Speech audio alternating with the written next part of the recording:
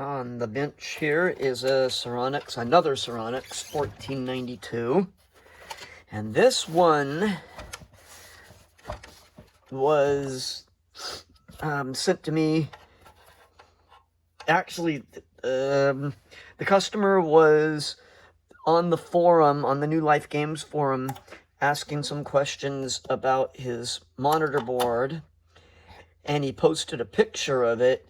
And I saw a few things, and I told him, my recommendation is don't power it on, because I saw, well, okay, disregard 3 or 4 capacitors, because those are just critical capacitors that have to be replaced in order to determine if the board will even work. They were all way out of tolerance anyways. So it probably would not have booted just because of those, but the problems it had, you probably can't see them worth the crap in that bag, but anyways, the 2SK1446 power MOSFET shorted out on the 2 outer pins, the 1.2 ohm half watt resistor that goes right here, fried, the 160 volt Zener diode was shorted. The 18 ohm resistor in the power section was toasted, and the fuse was blown. So I replaced all of the known dead components. I replaced the 4 critical capacitors that need to be replaced if you've got a problem with the board that was shutting down or had other problems. The one in the power section just should always be replaced with a 100 microfarad 50 volt. The one in the vertical circuit should be replaced, and these 2 up here, or should I say down here, because the way I show the boards, I'm showing them upside down. But it's how I always think of this as the lower part of the board, and this is upper, because it's how I look at it. These 2 capacitors will stop the board from starting up correctly, or prevent it from starting correctly, or it'll have such bad problems that you won't see anything. Now, these 3 capacitors are way out of tolerance, but they're only 1 microfarad, and they're ESR is like 800K, really high, but I don't think that'll stop the board from booting. We'll probably just have bad colors, or we won't be able to adjust it well, but the board will boot fine with them. I'm sure these are bad and these are bad down here, but again, I'm just trying to determine if I can get the power supply to start, because the flyback could be bad. And I don't want to put too much work into the whole video section of the board if the flyback is bad, because if the flyback is bad, we're not going to replace it. We talked with the customer already. In order to buy one, you can get them, but they're about $100. But I can sell him a board for about $130, and then give him some credit for this one for parts. So for about the price of a flyback, he can buy a board that I've already gone through and everything works. So, let's see here. So, what I wanted to talk about was, I forgot why I started filming. I started filming for a reason, because obviously I didn't film the work that I'd done on it yet, but I started filming when I tested XRC 5184, as I always do, as part of my routine test. That's where I found the diode was shorted, and the MOSFET was shorted, and these resistors were visibly shorted. They were toast. But I had tested XRC 5184, and I had some questions on it, but sometimes when there's components in the board that are shorted out, XRC5184 will read weird. So you have to get all of the known bad components out of the circuit and then test it again. Well, I replaced all of these components, and I thought, well, I'm going to just try to start the board up. So I attached it to the chassis, and I started powering it up, and B plus I started getting power on B plus, but nothing was powering up on the board. And I didn't want to go too high on, I was about 80 volts on power going in, and the power supply wasn't chirping yet, and it wasn't showing any signs of wanting to start. So I thought, well, maybe I need to go back to XRC5184. This is why it's important to check XRC5184, okay? Pin 1 to pin 3, and I am saying pin 3 carefully because in previous videos I sometimes accidentally say 1 to 2. It's pin 1 to pin 3 should chirp like a diode. And I had tested it earlier, and I didn't get a chirp. Well, I thought, well, maybe I just don't have a good connection. So I went over to pin 10 to pin 9.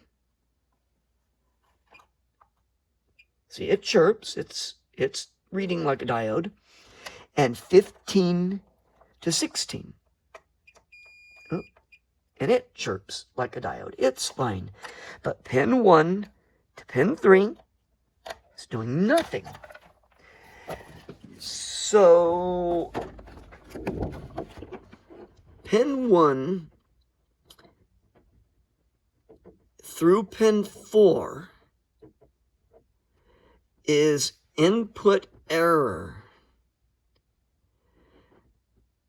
And I think that means input comparator. I'm not sure. But I think it's testing, I think it's reading some of the input voltages on the lower voltage side. No, there's 15, 17s.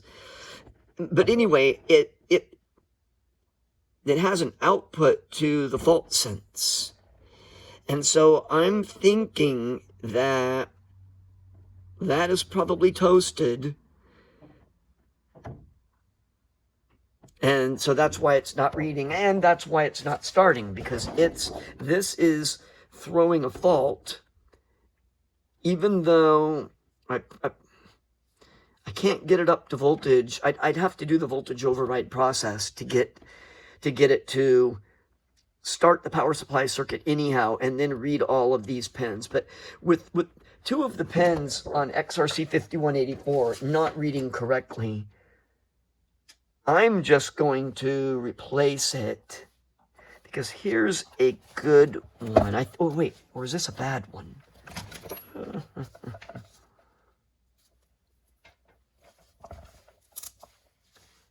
have one sitting here. Ooh.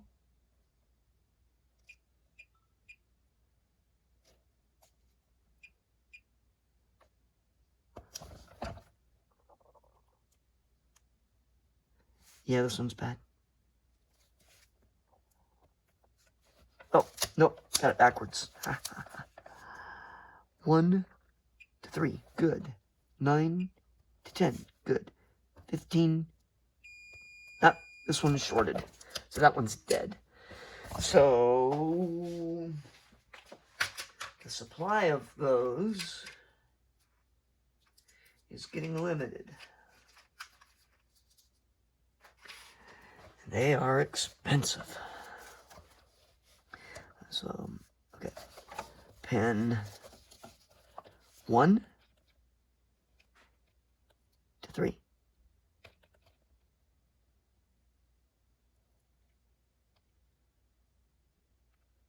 I can't imagine a new one being bad, although there have been new ones that are bad.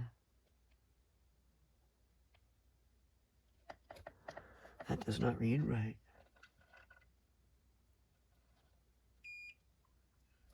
Yeah, this one does not read right.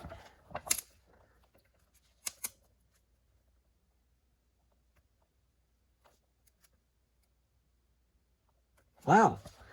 Well, I've heard of this happening. There's some counterfeits of these. And that might just be an in-circuit reading that's supposed to read that way. I never really looked into it that far. Let's grab another board. I'm sure it's 1 to 3 in-circuit should be chirping. I suppose that could be a problem with the circuit. Yeah, okay. 1 to 2, nothing. 1 to 3. Okay, so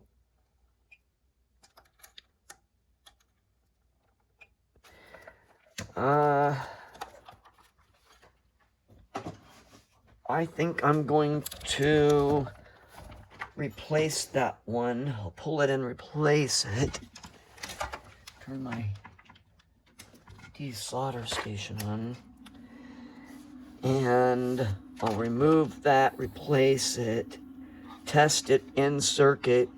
I might have to do an override on this and test it by forcing the low voltage section to go ahead and run, and then take pin readings off of that. It could be a component or something else in the circuit that's causing that to read wrong. I guess I'll know when I put the other one in. It's only 16 pins, so it's not that big of a deal. It could be a capacitor or something that's toasted, I guess, that's making it read wrong. So be back in a few minutes and we'll get that swapped.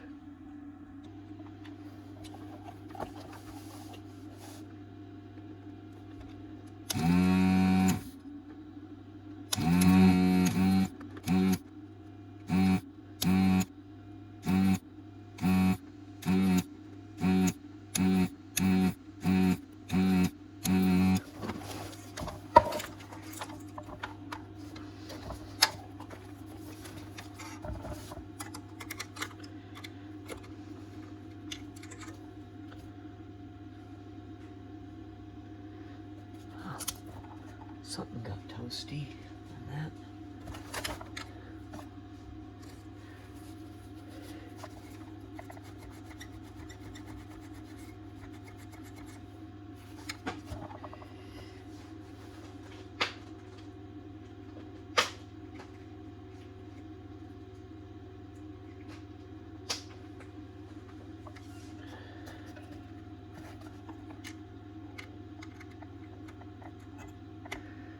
The only place to get XRC 5184s anymore is from the UK.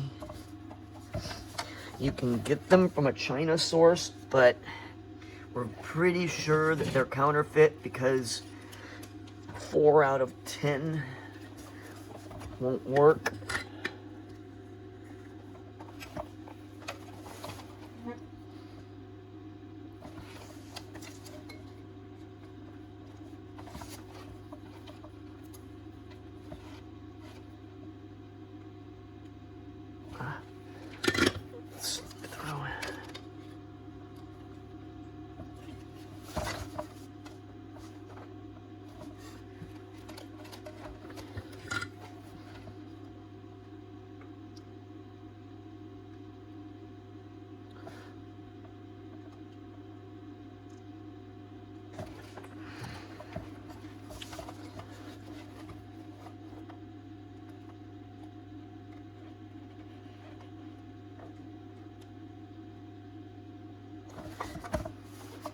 This board has also had some kind of moisture in it now, and I understand. So I'm in California, and if we see moisture or dampness damage, it usually means specific something, some kind of an incident, flooding, soda being spilled on it, you know, something like that.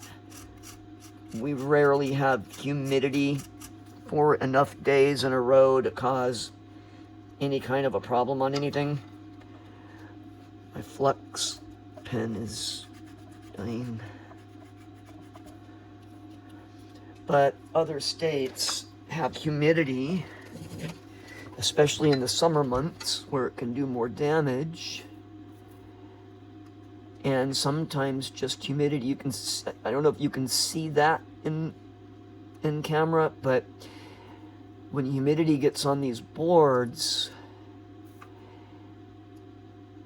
the solder often won't flow on it. And some of you may be looking at it and screaming and saying, you need to use your fiberglass pencil. Well, on these, it doesn't matter.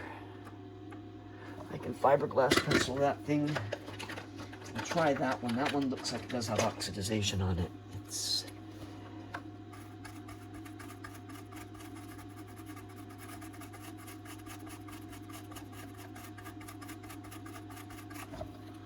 oh boy.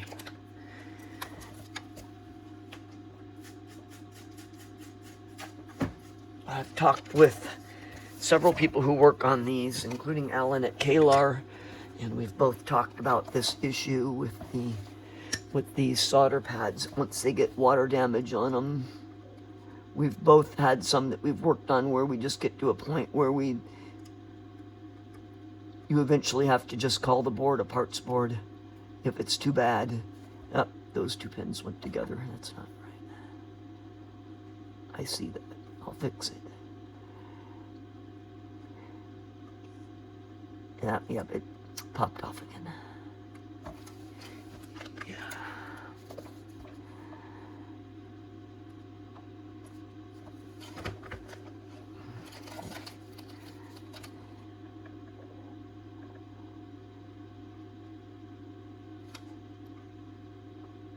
I've bought machines in California that people had outside on their patios, and the boards are fine. So in order for these boards to get this much water damage or oxidization damage, they have to be exposed to humidity or actual water droplets. In order to get to that, I had to clean up a whole section in here because a lot of these solder joints were turning white and chalky. There's a section right there. If you look at those two solder joints, they're really bad. So I polished those off. I'll reflow those later, but well, that solder joint doesn't have hardly any solder on it at all.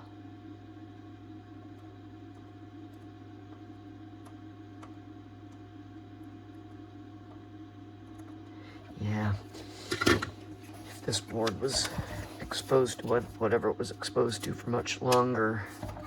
Okay, so now let's pull out our diode checker.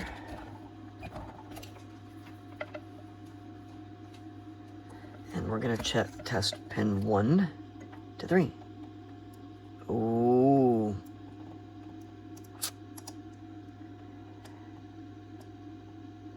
Yeah, there's something else wrong in the circuit.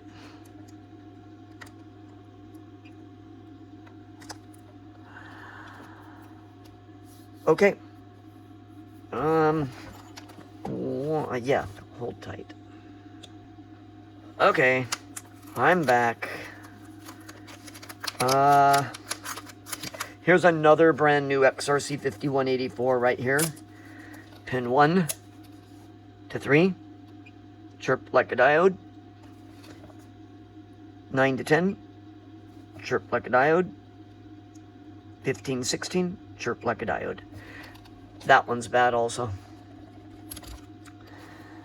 Okay. I only have 2 left of my England supply. And they have now gone up to, my cost on these is about $20 a piece on them. I think they have them listed on their site for 21 or 22. And I think if I buy 6 or 10 of them, I think I get a little bit of a break, and then I still have to pay tariffs on top of it. So those used to be about, I could get them landed for around $14. Now the next round is going to be closer to 25. Such a shame. But all of the ones that I know came from the UK have been good. That one that I just put in here might be one that might be a leftover from China, or it might be one that I pulled from a board and I thought was good. It might be pulled from a board that I had to turn into parts because of water damage, and I just assumed it was good, and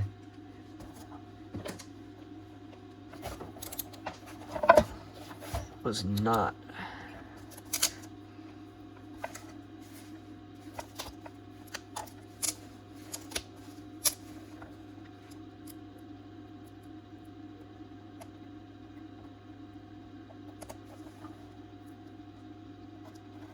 Yeah, that sensing circuit is dead. Okay, let's stick one in that we know works. That's the one I tested.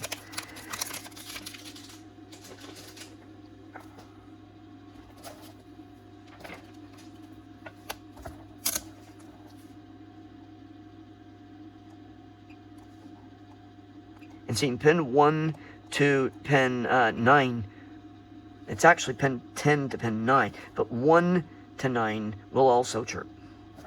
So that's good. Okay, now we know, at least we know this one is not shorted out. We know, how do I say that? I never can say that right. It's not telling us it's good, it's just telling us it doesn't have any of the known easy to problems. It might, it's not shorted out. It might have other problems, but at least what I don't want to have happen is have this thing have a shorted flyback,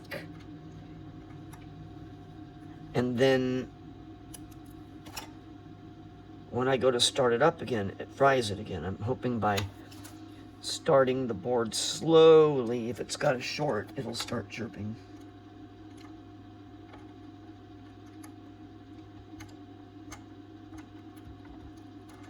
Flybacks, when they go bad, they can either start up but just have a terrible image, or they can start up and start arcing to one of the heat sinks or to the frame, or they can be shorted internally and they can fry stuff, and it's instant. The board will be, you know, slowly powering up, and then once it hits the point where XRC 5184 says, okay, everything looks good, and it energizes the board, you get a pop, and the 160 volt Zener blows, the MOSFET blows, the resistor blows, all the stuff that I just got done replacing blows out. But there's also the chance, slight chance, that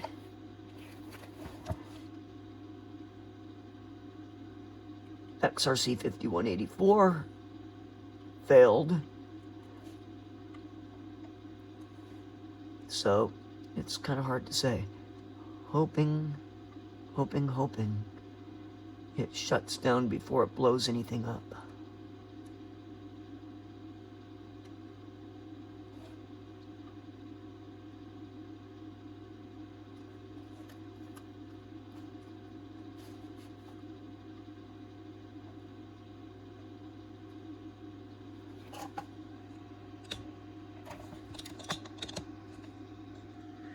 Okay, back. You'd have to sit there and watch me solder every single pin. Pin 1 to 3, perfect. 9's good. 10 to 9 is good. 15, 16 is good. Okay, and then this diode is fine, and it tests backwards. Good. Okay. Oh, I forgot to check MPSA 64. Ah, transistor. It's not shorted. Oh!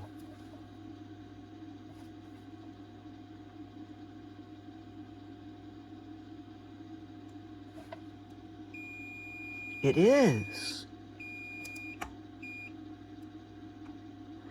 Whew, glad I checked that. I completely forgot to check that.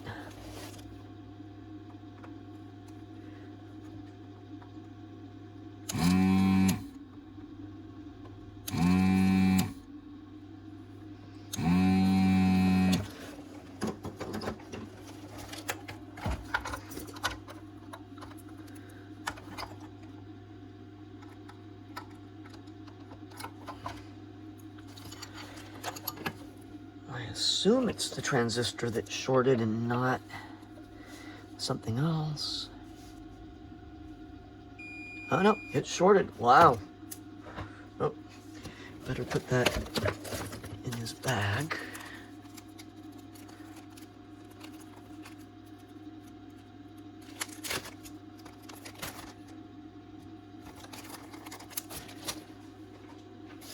Get out my Ceronix parts box. PSA 64.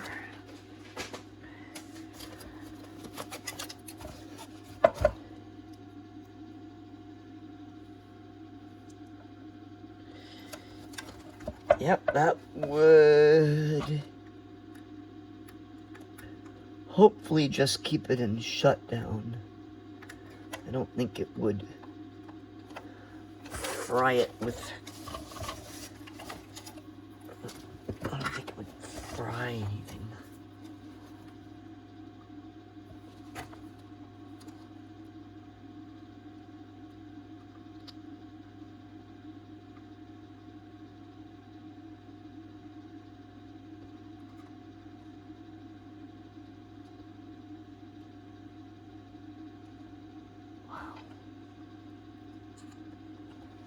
Solder pads.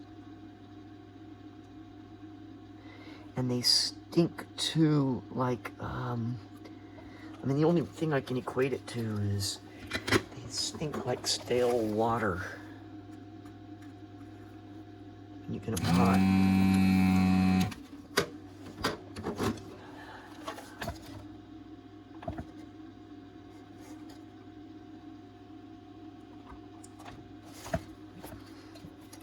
You know, these games have been floating around or these monitors have been floating around for nearly 35 to 40 years, depending upon their date of manufacture. This one is 1995, I believe. So, it's not one of the older ones, but still. Who knows what it's been exposed to. Okay, let's try this again. That should chirp, and that should not. Okay, good. Let me look at that connection under my magnifier just to make sure.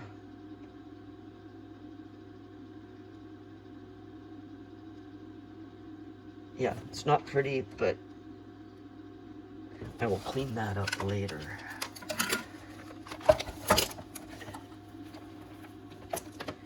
Okay, I'm going to cut away for a minute and get the monitor, the tube on the bench here, and we'll try to power it up, turn this off so we can hear. We'll power it up, see what happens. Okay, I know it's a weird angle. You're looking down at the tube at a weird angle. I have my test pattern generator. I normally test these using my, well, you can maybe see pieces of it back here, using my PE board back here, but I can't get it to go past the setup screen, so there's something wrong with my PE board. I might have bumped it and knocked something loose on it, knocked a component or transistor or something off of it. I'll just have to look at it closely. So anyway, we're connected now. Got my anode connected. The neck board's on. The yoke is connected. Ground and our video input remote board is connected. And so is the neck board. So I'm going to start. Oh, I need to connect. I need to connect my clip to the B plus line so we can watch it. Maybe I can shift this back and put my meter so you can kind of see it. Move one of my 150 projects off the bench. I'll turn the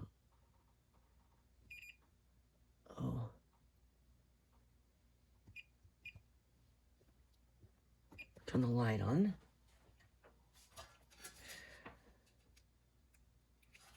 Okay, clip to the diode.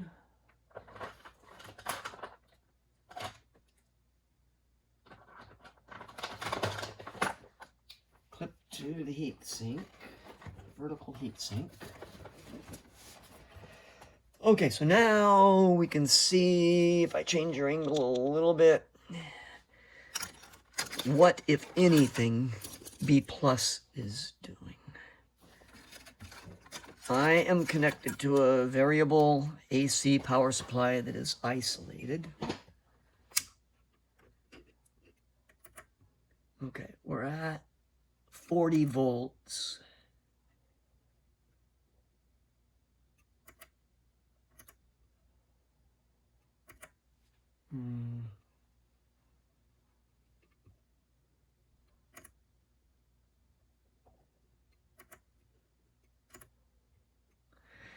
Yeah, we're getting, we're at 40 volts here, and B plus is only, we're almost at 100 volts. B plus is only 16. So I suspect that we have a bad flyback.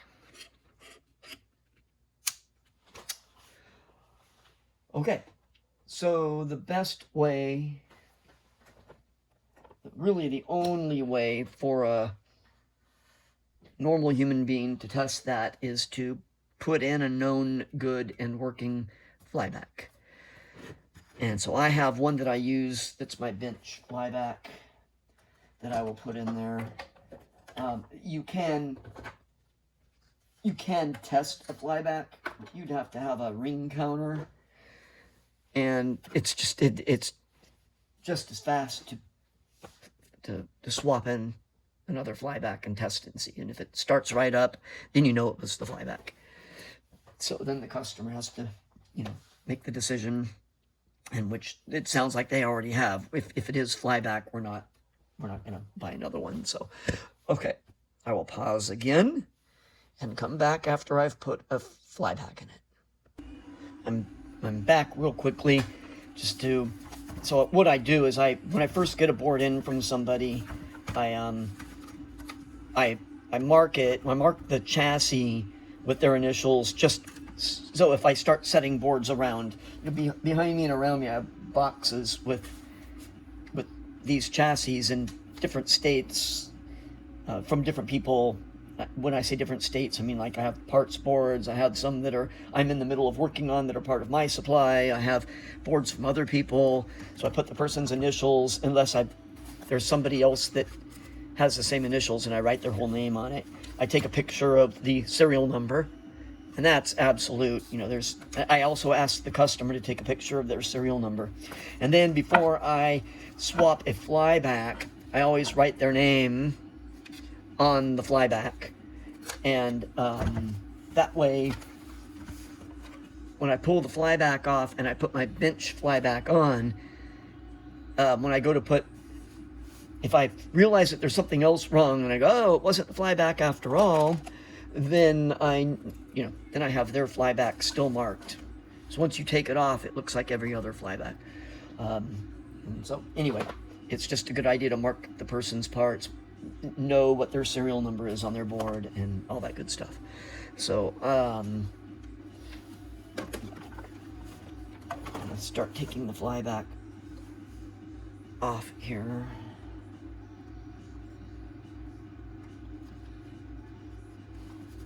Oh, it's still heating up.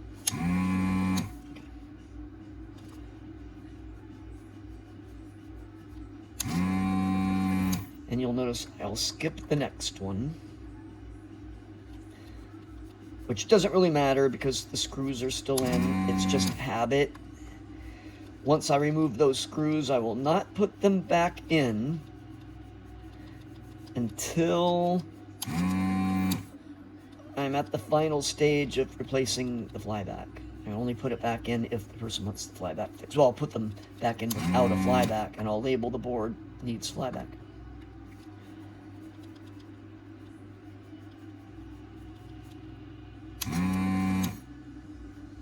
If it is not flyback,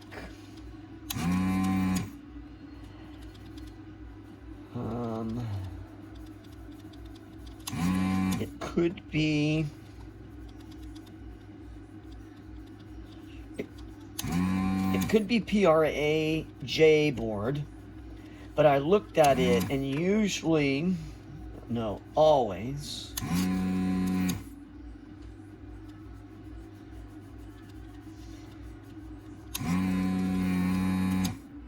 PRAJ board, if it goes out, that's this board here that manages B+. If it goes out, one of the resistor pads on the board usually blows out. And you can look at it, see it's totally fried and burnt. And then you can just use a resistor, a regular quarter-watt resistor across those pins to repair it if it does blow. Because all those are resistors. There's nothing else. There's nothing else on those besides a resistor. Like some of the other ones will have a capacitor, surface mounted, or a little integrated circuit. But all that has is resistors on it. So PRAJ can almost always, unless it's physically broken, which does happen, people don't protect their boards in shipping, and the neck board will land on it on the corner and chip it, and it's gone. The minute you break one of those PRA boards, they're toast.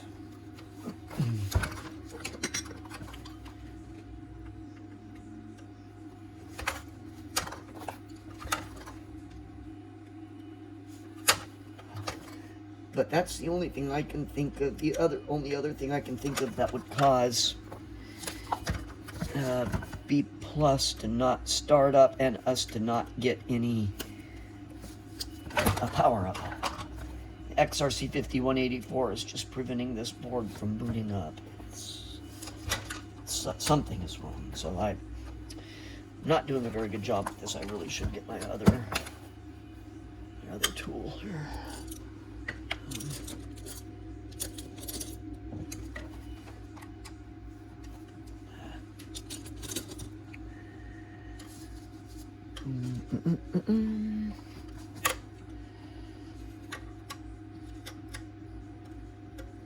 Let's see what else could go bad that would prevent it from starting. These capacitors, if they're out of circuit, which they rarely go bad, they can go bad, but rarely go bad. When they have a problem, what it usually is the solder joint came loose around the pins from them being handled or shipped, and they'll literally pop out of the solder joint. So they'll be loose in the solder joints, but you won't know it because they'll be still sitting in there physically. That can happen. Okay, fly back out. There's one of the screws.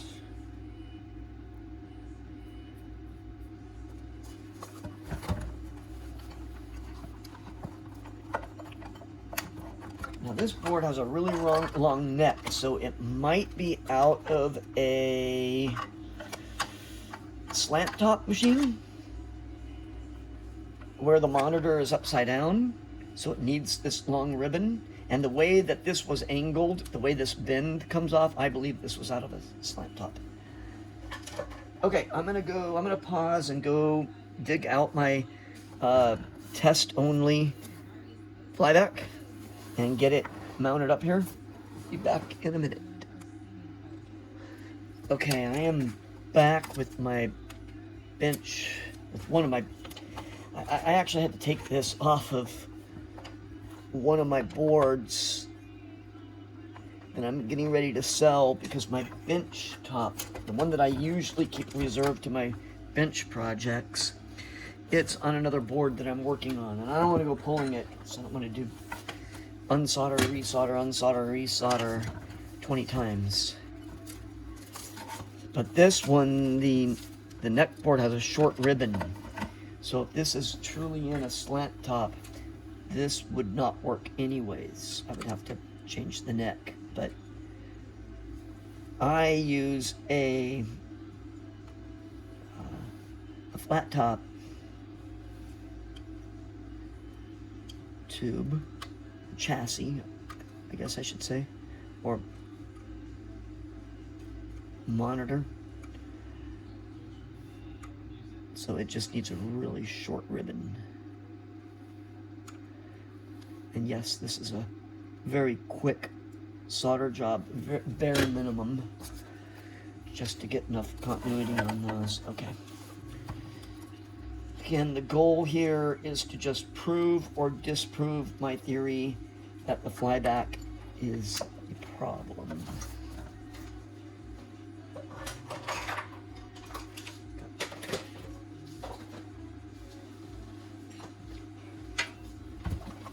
I was actually not intending this video to be this long. I kind of thought I was going to be replacing XRC 5184. My intention was to make this an XRC 5184. Here's why you should test the pins video. That was my original thought, was I would replace XRC 5184 after replacing all those parts, and I would say don't forget to test 5184. And then it turns out that that wasn't the problem, that was a symptom.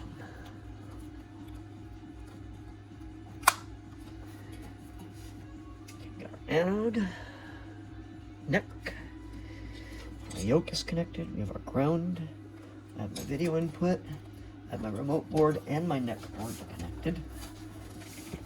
And then I plug in my test pattern generator. Rotate this around, turn off my fan, turn off my desolder station. I can't hear chirping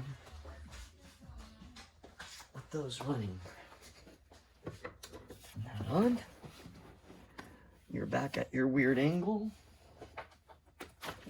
Put the meter back.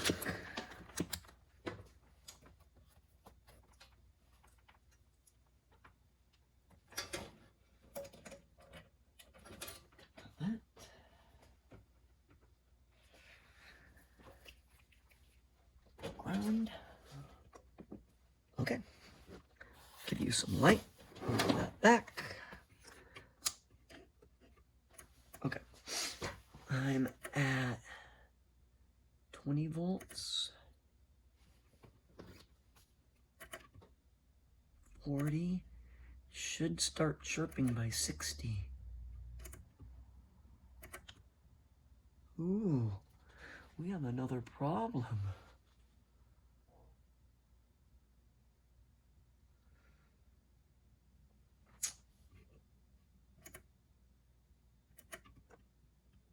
No, we're over 100 volts and we have nothing. Okay, so we have another component failure of some kind. So I have some probing around to do. I might have to do a low voltage bypass on XRC, or on the power circuit, to get it to power up and run. It will actually run in low voltage mode. This is very interesting. These boards that have a catastrophic failure that blows stuff up, it's not uncommon to have a situation where there's another component somewhere that's toasted. It could be one of those little tiny ceramic capacitors, or it could be a trace that's blown out somewhere that I didn't see. Who knows? I'll have to check those big capacitors, just do some more probing around, see what I can find. Okie doke. More to come. I just found something very interesting, and I have to fix this and then try it before I can continue probing around other stuff. Because if this is the problem, it will make a lot of sense. But I just noticed, I was checking all the diodes in the power supply section, and I came to this one, which was one of the rectifier diodes, and I go, look at that pin. I don't know if you can see that, but look at the pin. And that's from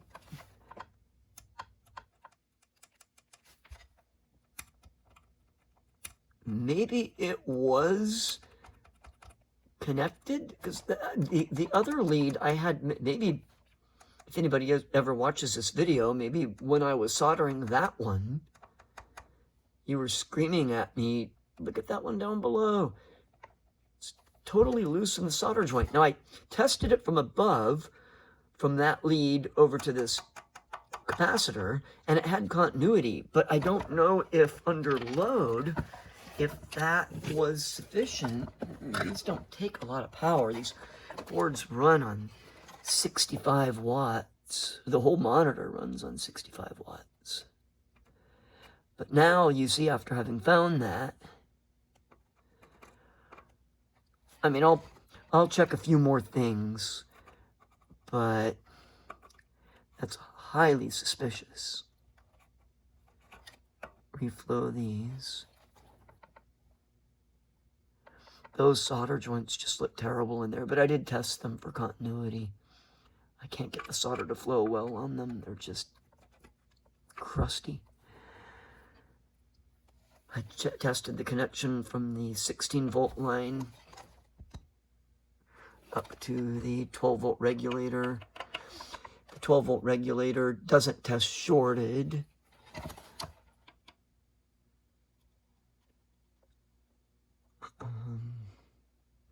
The HOT. The HOT is fine. These diodes are fine. The yoke pins look okay. I did the test on the vertical IC, and it doesn't test shorted. So it has to be something in the power supply section, and I'm pretty sure of that anyways. And that solder joint was awfully suspicious. So I think I have no choice but, oh, look at this one too. I think I have no choice but to reconnect it and just try it and see what happens. It might not, wow, that's bad. It still might not work, but that's just bad. That's the stuff that I talk about when I talk about the later version of these. Just the ones that are made in the mid to late 90s. They were just bad traces. They're very sensitive to heat. I will look again closely at PRAJ just to make sure there's not a burned resistor on that. Okay, gonna move the camera, move everything again, put the monitor back up. All right, we are back again. And this is interesting. I haven't tested the monitor yet, so I don't know if anything good is going to come of this. But that sure was interesting.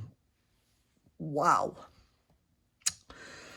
I found no fewer than 3 more, probably 4 more solder joints where I could move the component lead with my finger. I'm sure when it left the factory, it had enough connection there to have continuity, and the board worked for many years, obviously. I mean, it's 1995, and it's just now getting worked on.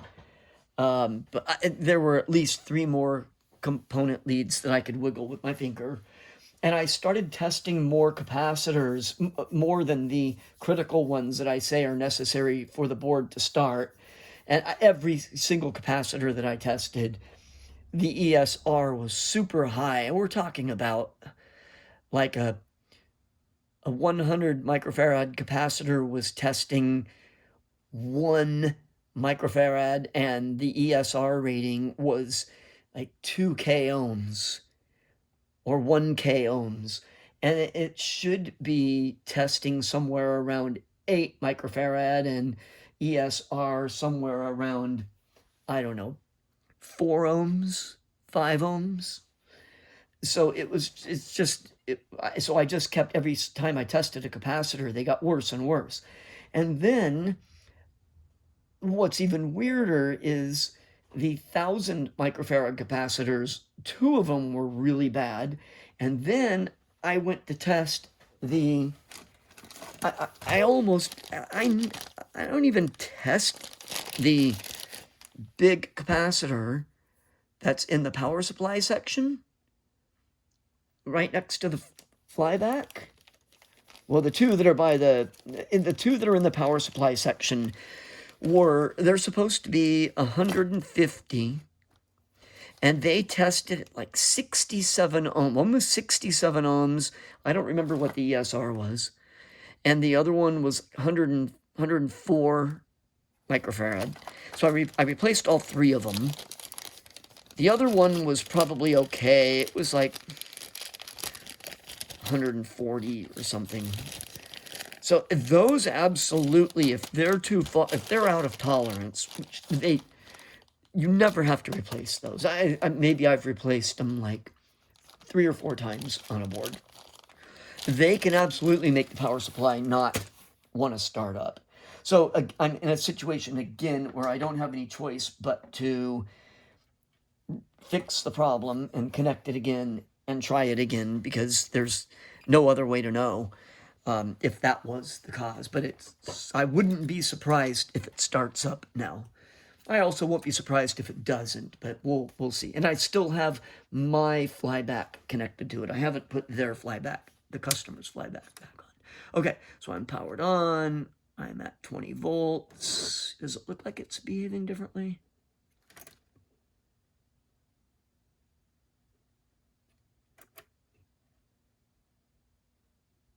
If it's going to behave correctly, it should start chirping pretty soon here.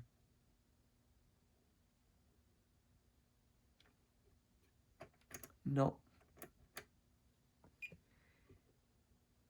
We're at 100 volts, and we're getting nothing. Okay. Well, I guess I'm a little bit more surprised than I am not surprised, because I really thought that those capacitors being out in the power supply could have been the reason that it wouldn't energize. But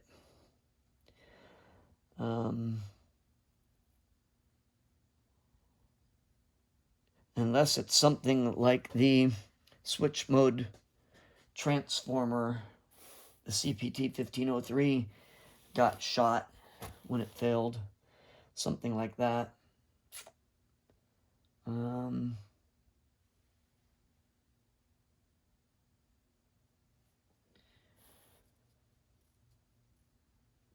Yeah, I'm running out of ideas, other than maybe this flyback I have in it is bad too. Well, wait a minute. Maybe one of the other ICs blew up. Maybe one of them toasted when all this stuff went out before the fuse blew. So, all right, well, I guess back to it. And I'm a little let down at this point because I have a couple hours into this board and not getting anything out of it. So it's a little disappointing. We're reaching a point where it's going to start costing more than the board is worth to get it working, so I have to evaluate that too. So, okay, more to come, I guess. Okay, back again. This has been exciting and fun. now I will be really surprised if this is not the problem. And I didn't check everything here, but so after probing around, looking at the schematic, checking continuity across resistors in the power supply section, and then after finding they were measuring okay, but then I started checking some of the disc capacitors, and I came to 265, and it was measuring weird in circuit. Took it out, it was fine. Put it back in, it was weird. So I went to the schematic and found that, well, I had talked about this, right? PRAJ. The only thing that ever goes wrong with PRAJ board, the B plus management board, is the surface mount resistors burn out. Usually you can see them burned out, but that capacitor was across pins 12 and 13 on PRAJ, which should have been 510 ohms. I tested that, and it was open. It was 200 or 2 mega ohms or something. It was open.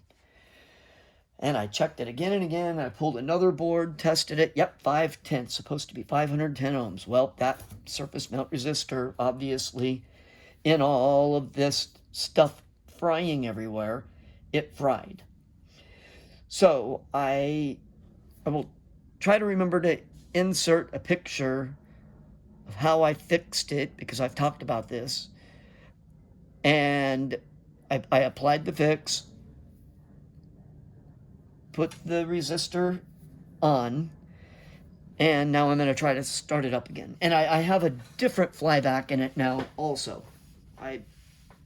One of the things I tested was just to verify and make double, triple sure that it isn't a flyback problem. Okay, so it's connected. Turn my light on here. I think you can see that. Power supply on. Test pattern generator on. Okay, it's already chirping. Perfect.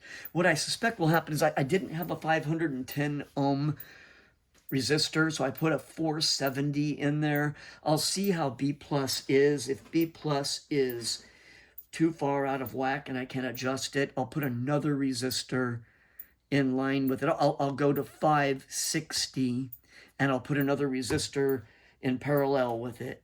And let's see. And okay, I'm getting distracted. Sorry, squirrel. I'll put another resistor in line and get it real close to 510. We're chirping now. We should start. Okay, it started now. Yeah, our B plus is too high. It should be 127. So and it's not excessively dangerously high. And there we go. Alrighty. So now, yeah, our B plus should be 127 exactly. It's 129.6. So it's a little bit high. I can adjust it on the PRA board. There's a jumper on there. There's a jumper that lowers it or raises it by 1.5 volts. So I can lower it by 1.5 volt, and it, well, unless it's already jumped. Nope. None of the jumpers are applied, and that'll bring it exactly to 127. And so, again, this isn't dangerously high to the board or anything like that. I will put in the customer's original flyback and carefully start it, and just to make sure that it's not the flyback isn't the core problem of why everything fried in the first place, which could be the case. But anyhow, at least now dealing with what was not working on the board, at least we have the board working. We know the board is working. So I'm considering this resolved issue. Merry Christmas to me. I'm back momentarily. I jumped, if we go to the PRA,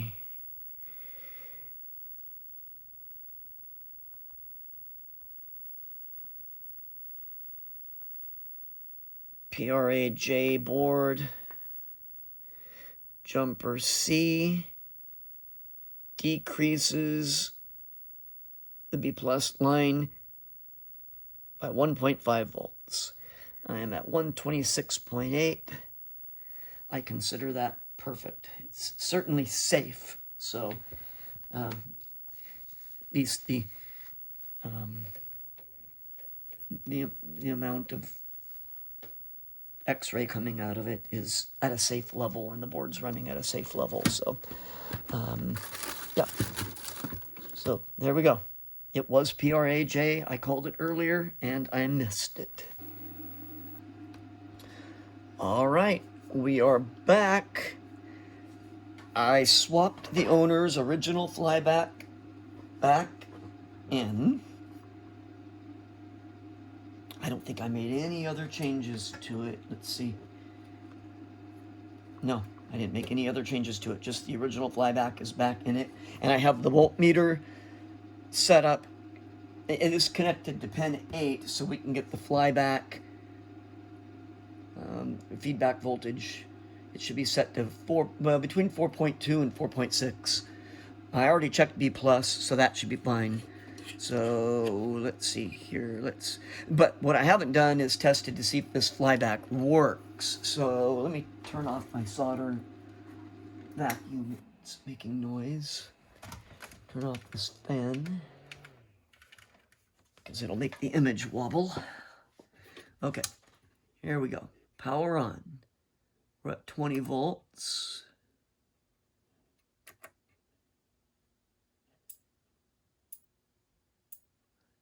I don't know if you can hear that, but the board is chirping.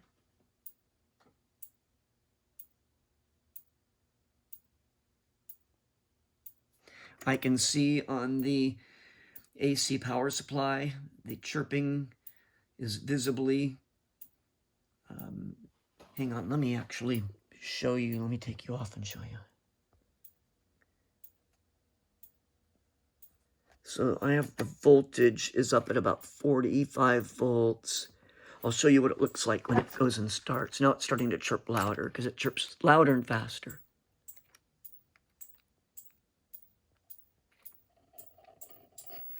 Once we hit 100 volts, it starts.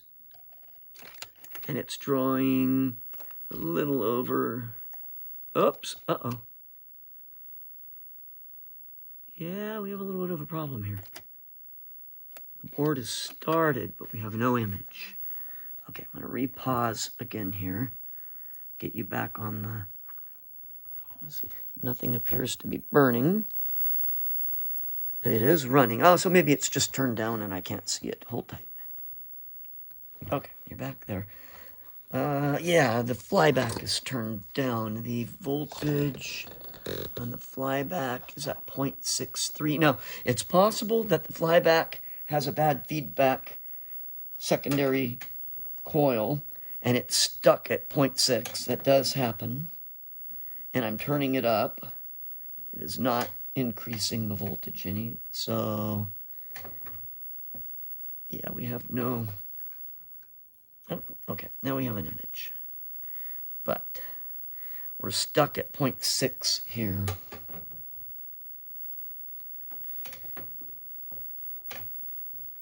So what that tells me is, oh, no, there we go. Can you see that? Okay. I just had the knob turned all the way down. It's starting to get bright here, isn't it? Well, so it's all the way up, and we're getting 2.7 volts. So I'm going to back it off a little bit. Back this off. It's a little bit out of focus.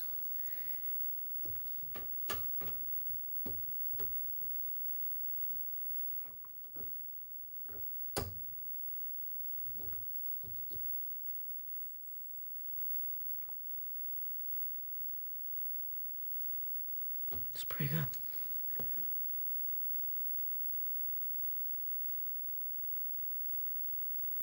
Let me get an image here other than that.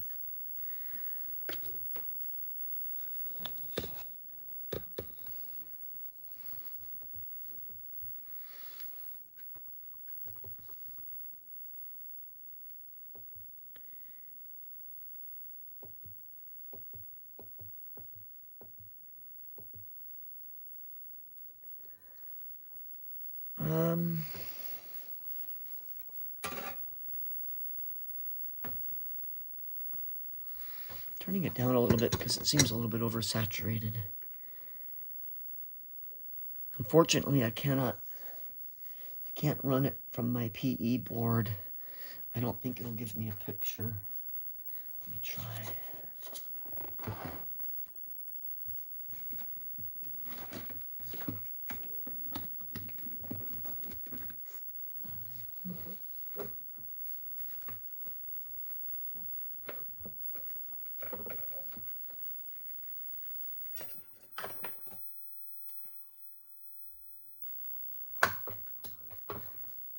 Yeah, it's stuck in this setup menu and I can't get it out. I might have to take it and put it into a game. But anyhow, this still isn't terrible because at least it's telling me my positioning.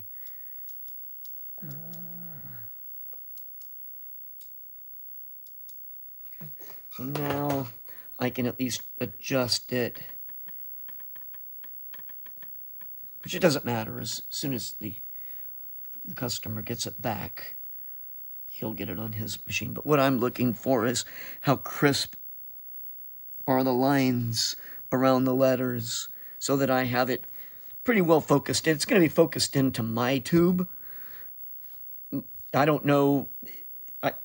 Sometimes I just sent another board to another customer, and when they got it, it was out of focus on their tube, so they had to adjust the top knob. It's not that big of a deal, but I try to get it so it's at least in the range. So I think all in all, this is a big success. It's great that the customer's flyback is at least working, and you know there's some range on it to turn it up. So I think. Let me see what happens when I try to adjust the focus a little bit more.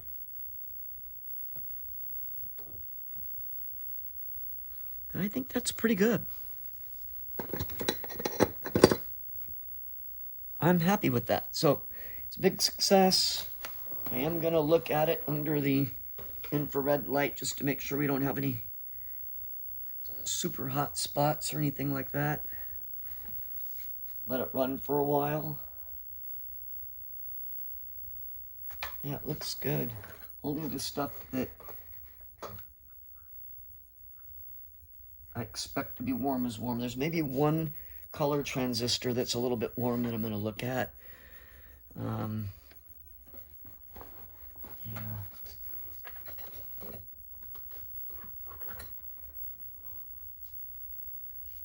All right, overall, really good. Thank you for tuning in. Problem solved, everything fixed, monitor working great.